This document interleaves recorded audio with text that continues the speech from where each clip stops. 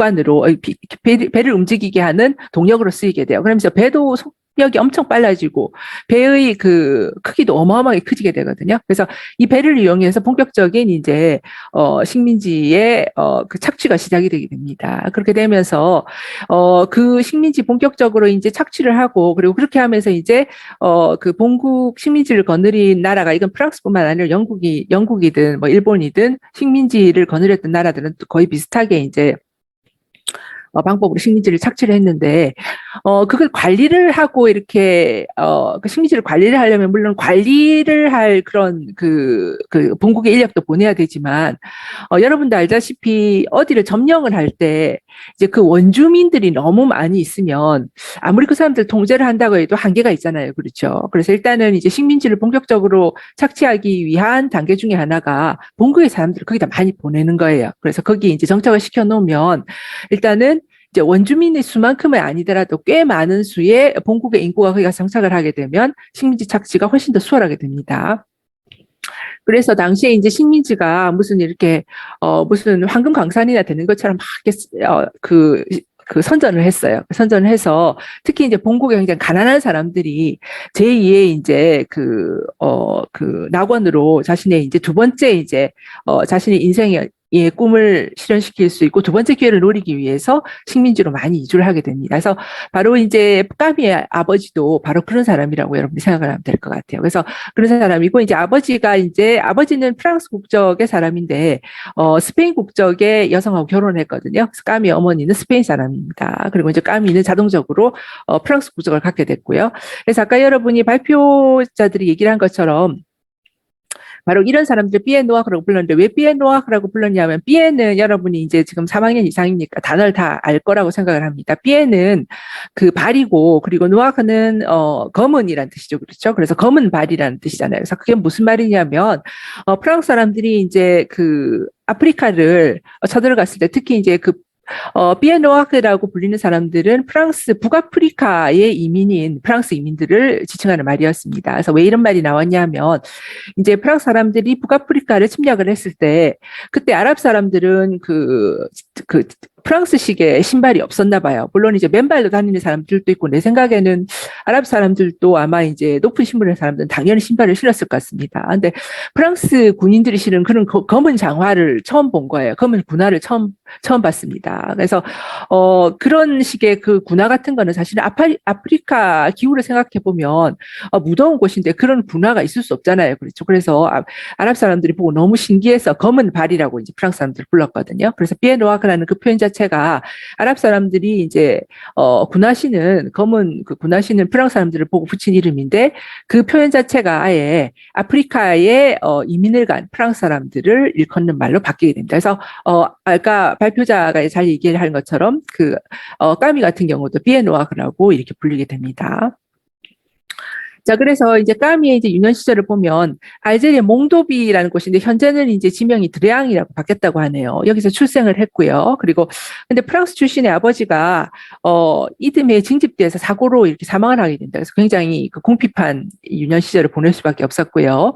스페인 출신의 어머니는 이제 청각 장애가 있는 문맹이였어요. 그래서 여러분이 까미의 작품을 읽어보면 여성들이 나오긴 하는데 사실은 여성들이 큰 역할을 안 하고 있거든요. 큰 역할을 안 하고 있어서 거기에 대해서 약간 이제 분노하는 여성 독자들도 있긴 합니다. 근데 대부분 여성들이 큰 역할을 하질 않고, 그리고 여성들이 나오는 경우에도 굉장히 그 말없이 그냥 가만히 있어요. 그래서 이제, 그러면 왜 이런 식의 어떤 여성을 이렇게 설정을 했는가? 까미 굉장히 안티페미니스트적인 어떤 성향이 있는 사람인가? 이런 식으로 이제 비평가들이 이제 알아봤는데, 아마 이제 비평가들이 추측하기로는 그 어머니의 모습이 투영이 됐을 것이다. 그래서 항상 일을 하는 그런 고단한 삶을 이제 영위를 하는 어머니였는데, 어머니가 이제 청각장애가 있고 또 이제 글을 못 읽으셨거든요. 그래서 굉장히 말없이 항상 이제 가만히 있는 그런 모습으로 이제 까미의 눈에 비쳤던 것 같습니다. 그래서 그 어머니에 대해서 많은 애정을 가지고 말없이 묵묵히 있는 어떤 여성의 모습을 까미 작품에서 간혹 볼 수가 있는데, 그 여성의 모습은 어머니가 투영되었다고 생각하면 될 것 같아요. 아무튼 이제 아버지가 죽어서 이제 안 그래도 가난한 집이 이제 나락으로 떨어졌죠. 그래서 이제 어머니가 이제 그 일을, 한여 일을 하긴 했는데, 이제 가정부 일을 하긴 했는데, 이게 생계를 유지하기가 너무나 버거웠기 때문에 결국은 이제 외가로 들어가게 됩니다. 근데 이제 까미의 외할머니가 굉장히 무서운 분이었대요. 그래서 체벌을 그렇게 많이 해서 까미를 그렇게 때렸다네요. 그래서 까미가 이제 그 매를 맞으면서 그 어린 시절을 보냈다라고 나중에 이제 자기가 서술하는 부분이 나옵니다.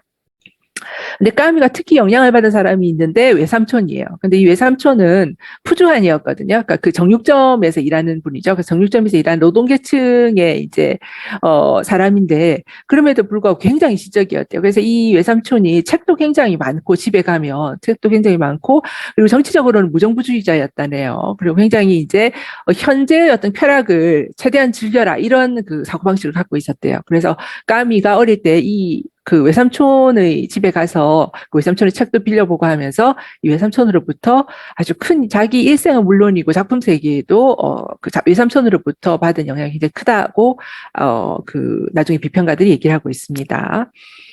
자, 그리고 이제 알제에서 이제 공부를 했는데 어릴 때 공부를 되게 잘했다네요. 그래서 되게 잘해서 그 당시에 이제 선생님이었던 루이 제르맹이 굉장히 주목을 했어요. 그래서 이 선생님이야말로 사실은 이제 선생님의 어떤 모범적인 모습이 아닐까라고 개인적으로 생각을 합니다. 그래서 무슨 말이냐면 굉장히 가난한 집 그 아이인데 공부를 너무 잘하는 거예요. 그래서 이제 선생님이 얘는 어떻게든 공부를 시켜야 되겠다라고 이제 까미의 집에 가정 방문을 가서 할머니를 설득을 합니다. 그래서 어머니는 이제 일단은 귀가 잘 안 들리니까 설득이 안 되고요. 그래서 할머니를 이제 설득을 하니까 할머니가 절대 안 된다. 이제 우리 집 가난한 집이니까 쟤는 이제 초등학교만 마치고 그냥 바로 공장에 가서 일을 해야 된다 이렇게 얘기를 했대요. 그래서 계속 이제 몇 번이고 이제 이 선생님이 까미의 집에 찾아가서 할머니를 설득시키기 위해서 어떻게든 얘가 이제 장학금을 받게 해주겠다. 그래서 얘는 꼭 공부를 해야 되는 애다라고 해서 할머니 고집을 꺾고 까미를 이제 공부를 시킵니다. 그래서 나중에 까미가 이제 그 노벨상을 받았을 때 노벨상을 받으면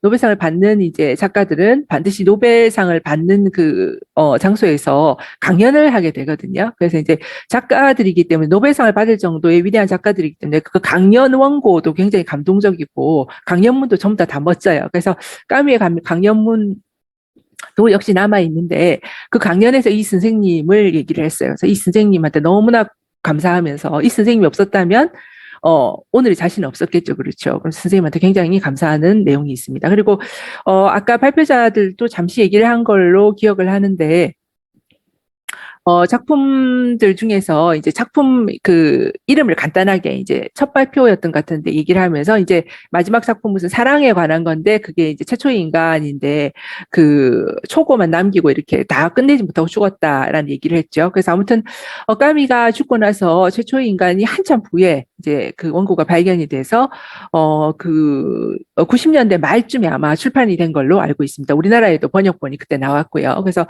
최초의 인간이 까미의 이제 자서전이라고 할 수 있는데 물론 이제 이거를 완성을 하지 못하고 작가가 죽었습니다. 그래서 이제 남아 있는 부분만 출판됐는데 거기 보면 이제 이 얘기가 나와요. 그래서 이제 거기에 있는 굉장히 감동적인 구절을 항상 내가 기억을 하고 있는데 이제 이 제르맹 선생님을 만나서 이제 까미가 그러죠. 그래서 내가 아주 바보고 이렇게 방황하고 있고 세상의 모든 문이 닫혀 있었을 때 선생님은 저에게 그 문을 열어주신 분입니다라고 얘기를 하는 부분인데 굉장히 감동적이었습니다. 그래서 바로 이 실제로 있었던 까미를 위대한 작가로 만드는데 정말 그 빠지지 않는 그 정말 가장 어떻게 보면 가장 큰 역할을 하는 분이죠. 그래서 제르맹 선생님이시고요.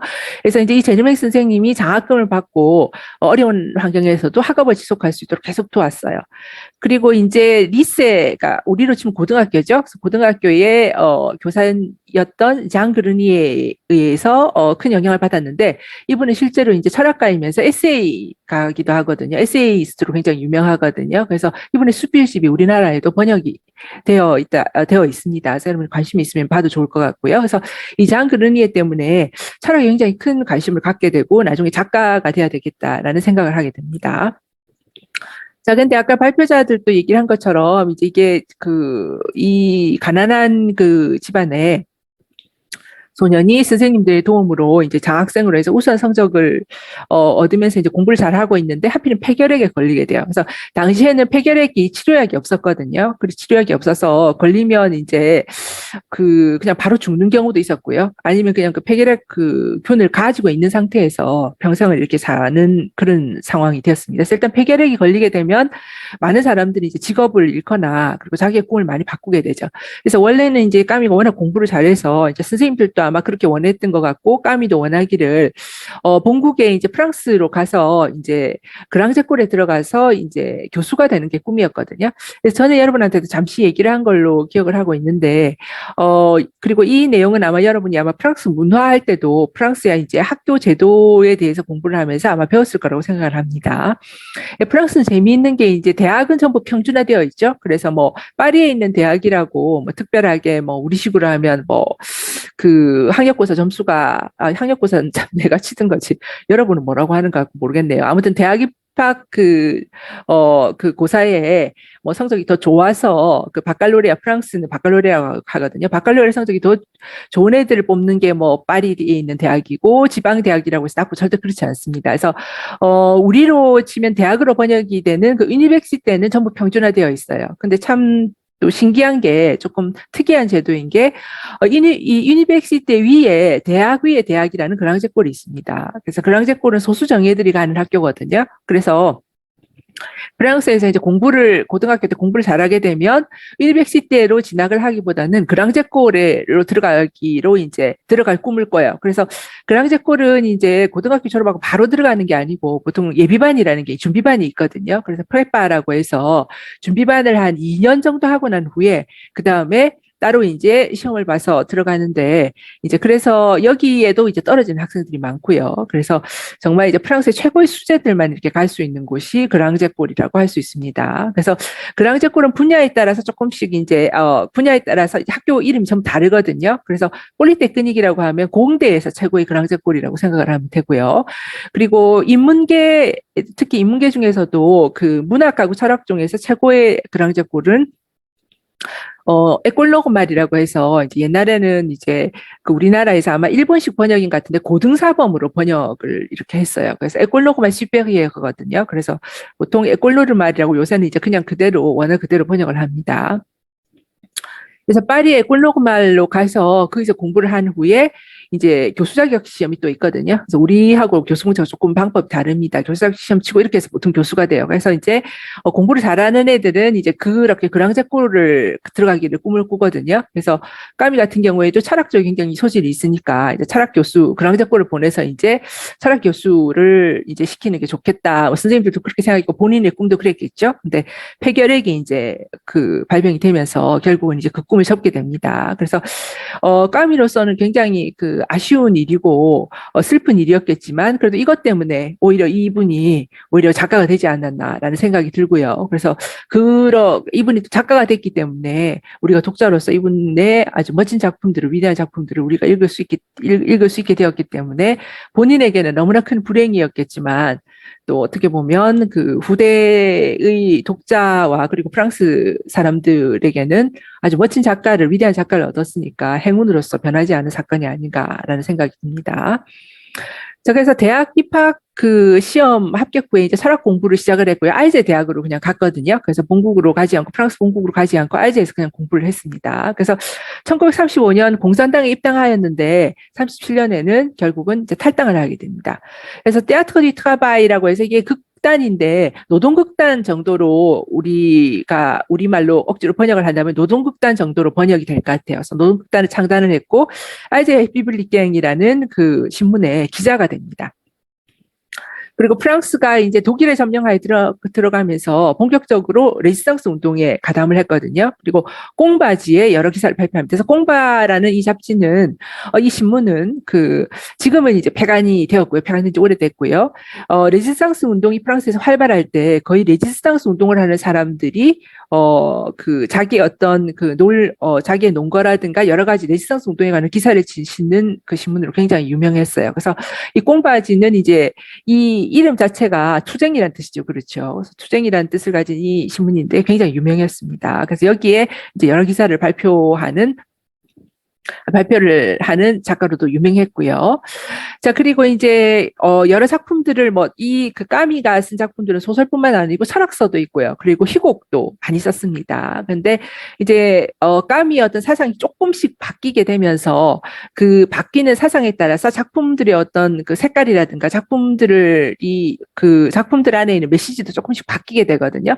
그래서 이제, 까미의 작품을, 비평가들이 이렇게 나눴어요. 르 시크레드 랍시그드 하면 보통 부조리 주기라고 해야 될까요? 그러니까 시클이라는 거는 말 그대로 사이클, 영어식으로 하면 여러분 사이클이라고 생각을 하면 됩니다. 그래서 원인데 같은 어떤 주제가 반복되는 어떤 그 기간의 작품들을 모아서 르시클드 랍시그드라고 표현을 하거든요. 그래서 부조리 주기 정도로 우리말로 꼭 해석을 한다면 그렇게 해석을 하면 되겠습니다.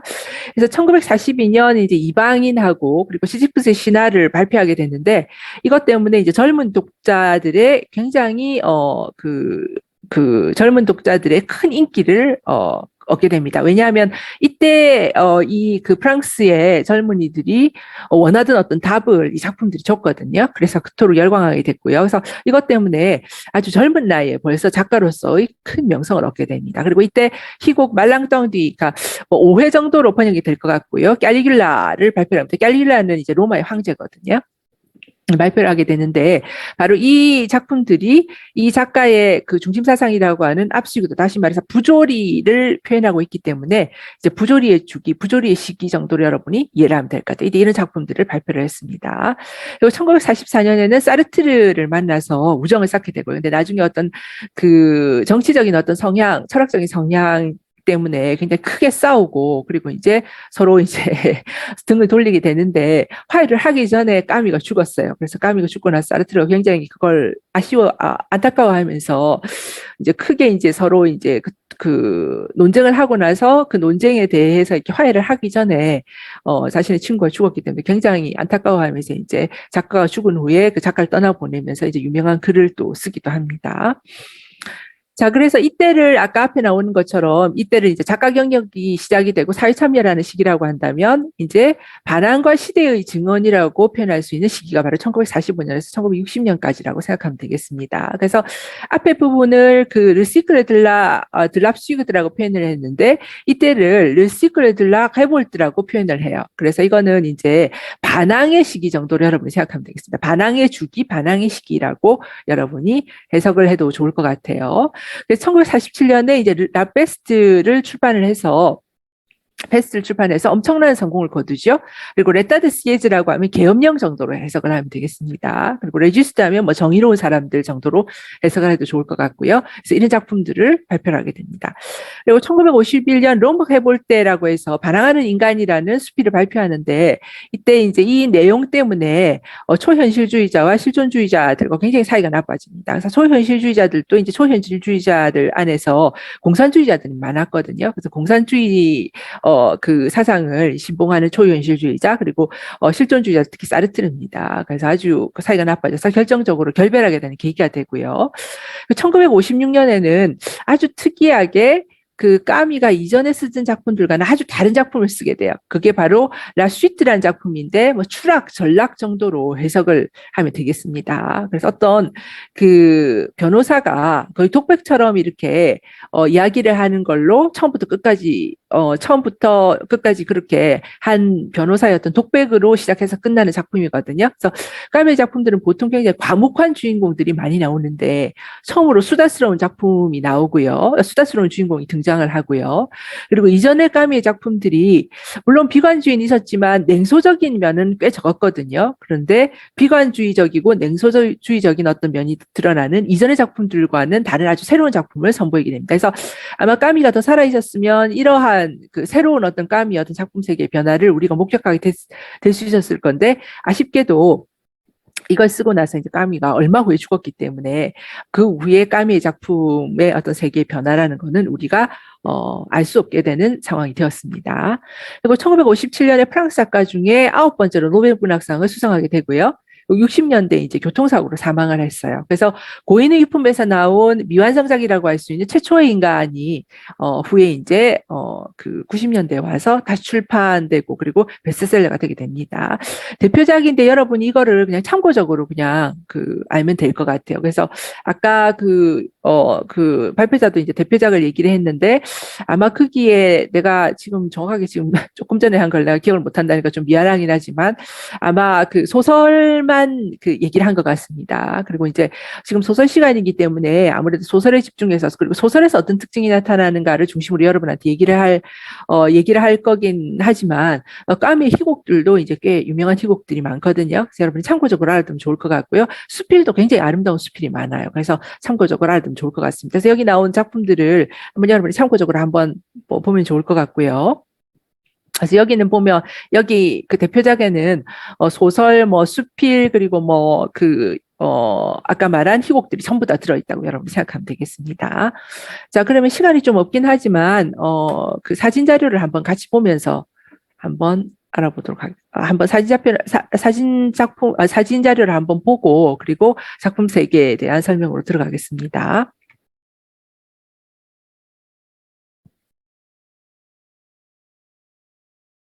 자, 전부 화면 잘 보이지요? 네.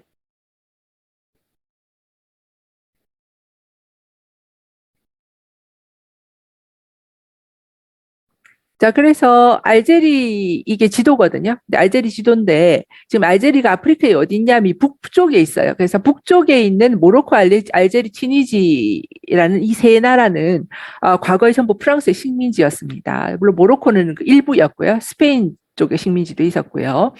자, 그래서 보면 꽤 큰 나라죠. 그렇죠. 그래서 꽤 큰 나라고, 나도 저번에 우연히 듣고 놀랐는데, 아프리카에서 제일 그 면적이 넓다네요. 그래서 그것도 저는 이 북쪽에 있어서, 그렇게 넓은 나라인지 몰랐는데 그 말 듣고도 깜짝 놀랐습니다. 그래서 지금 알제리가 이렇게 있는데, 여기 아프리카 지도를 보면 그 아프리카 지도가 약간 사람 머리처럼 생겼잖아요. 그렇죠. 그래서 요 머리 윗부분이라고 생각하면 되겠습니다. 자, 그리고 지금 표기는 영어식으로 표기가 되어 있어요. 그래서 프랑스식으로 표기가 된 거를 내가 찾으려고 했는데 없어서 한접식을 갖고 왔습니다. 그래서 알지에라고 표기가 되어 있는데, 프랑스식으로 하면 알제라고 하거든요. 수도입니다. 수도고, 오항이라는 이곳이 나중에 페스트의 무대가 되는 곳이거든요. 그래서 여러분이 그냥 참고적으로 어디에 있나라는 걸 알아두면, 좋을 것 같고요.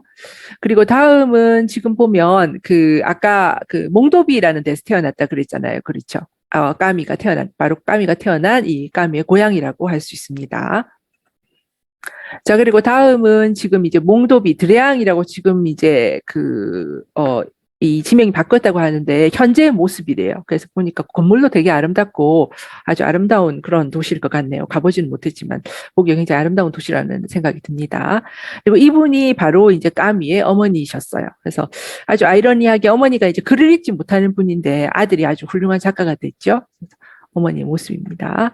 자, 그리고 어릴 때의 모습입니다. 그래서 굉장히 귀여운 모습이죠. 그리고 이제, 까미는 그 스포츠를 굉장히 좋아했거든요. 그래서, 작가들 중에서 예외로 좀 이렇게 좀 이렇게 약간 왕따스러운 사람들이, 물론 다 그렇진 다 그렇진 않지만, 뭔가 작가라는 사람들은 자기만의 세계에 좀 빠져있는 예술가들이기 때문에 좀 그 스포츠하고는 약간 거리가 가까운 작가보다 많다고 난 알고 있는데, 까미는 특이하게 이제 스포츠를 굉장히 잘하고 좋아하는 작가 중에 한 명입니다. 특히 축구를 되게 좋아해서 골키퍼이셨다네요. 그래서 골키퍼이셨는데, 근데 되게 재미있는 표현이 이제 축구를 좋아하는 이유가 막 이겼을 때 막 이렇게 환호하는 것도 좋지만 이렇게 지고 나서 이렇게 막 그 울고 할 때 그 기분도 굉장히 좋아했다고 합니다. 그래서 그런 표현을 보니까 이분이 이제 전형적인 스포츠맨이라기보다는 이제 작가의 기질이 있는 분이다라는 게 느껴지네요. 그래서 이 앞에 이제 앉아 있는 이분이 까미입니다. 그래서 또 아깝게 이제 그 폐결핵 때문에 결국은 축구를 그만두셨대요. 그래서 축구를 그만두셨는데 또 폐결핵이 안 걸렸으면 또 아까 얘기한 것처럼 또 그 에콜 노르말에 가서 뭐 교수도 되고 또 축구 선수가 됐을지도 모르니까 어떻게 보면 소설을 쓸 어떤 그 여유를 못 가져서 우리가 아주 위대한 작가를 못 만나게 됐을 거라는 그런 생각도 해봅니다. 자, 그리고 청년 때의 모습이십니다. 자, 뭐 도장이 있는 걸로 봐서 무슨 여권이나 신분증 사진이 아닐까라는 생각이 드네요. 자, 그리고 이제 옆에 있는 분이 사모님이세요. 사모님이고, 이제 아이들의 모습, 그 까미의 모습이고요.